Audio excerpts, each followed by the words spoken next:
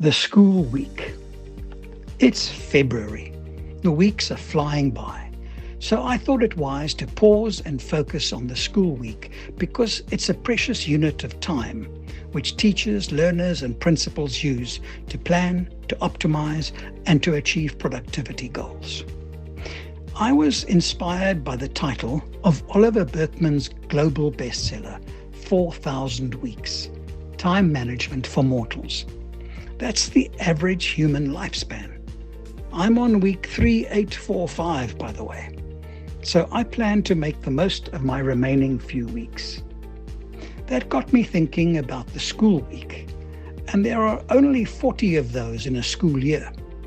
Well, in South Africa, that means the school is open for 40 weeks, but it does not guarantee that the learners are there for all 40. We lose about 5 or 6 when most learners opt out after term assessments. But the real issue is how well we use the crucial weeks at our and my disposal. So much effort and detail went into a carefully prepared and well-structured week 1, with full staff meeting, subject get-togethers, an inspirational assembly, and a switched-on staff ready to drive a positive school attitude. Did all that happen in your week 1? As a principal, I was acutely aware that I was accountable for the standard of 1,000 lessons in a school week. How many lessons in your school week? Does your team see this as its core business? Through delegation, distributed leadership, and quality systems across phases, grades, and subjects, your team and your teachers have a huge responsibility to learners to provide lessons of the highest standard possible. The school week is very much on the agenda of your weekly SMT meetings in 3 key ways. Firstly, in reviewing and learning the lessons of last week. Secondly, in planning the detail of next week.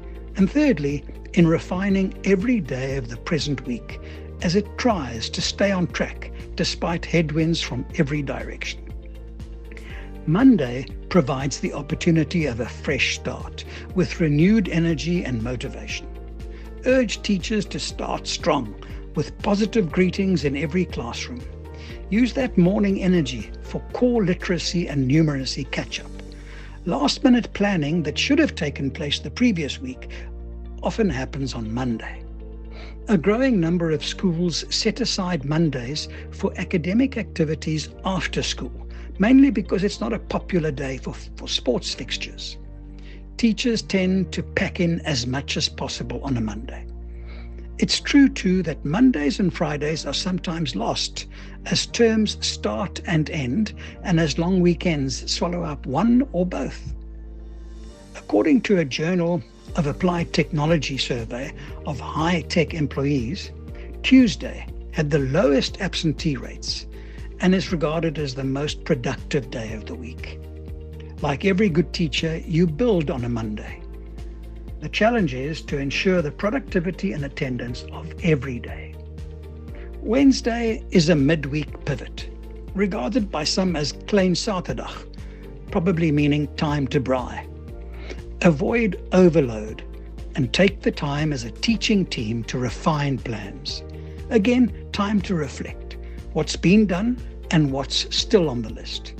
I'm always impressed by principals who have a diary open in front of them with a list on that day which has signs of planned issues being tackled one by one. Your teachers often follow their leader's example. I hope mine didn't follow mine too closely. I know that term calendars are finalized and distributed in advance, but as an old-timer, I would expect 100% attendance in the staff room for the last 10 minutes of break on a Thursday. The coming week was our only area of focus, and every little detail was added. Fixtures, workshops, meetings, venues, unexpected or last-minute opportunities or deadlines.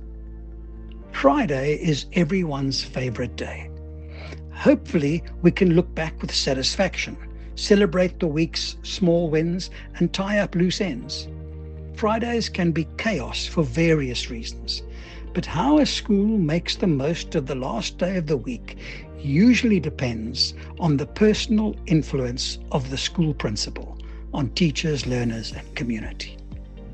Before I conclude, ask yourself, how many times have you briefed your staff as a whole in the last week? Did enough effort and detail go into planning this week?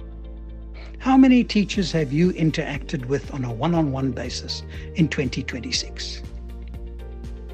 This is my 12th year since principalship, and a second new principal was appointed last month after 10 months of acting in my former position.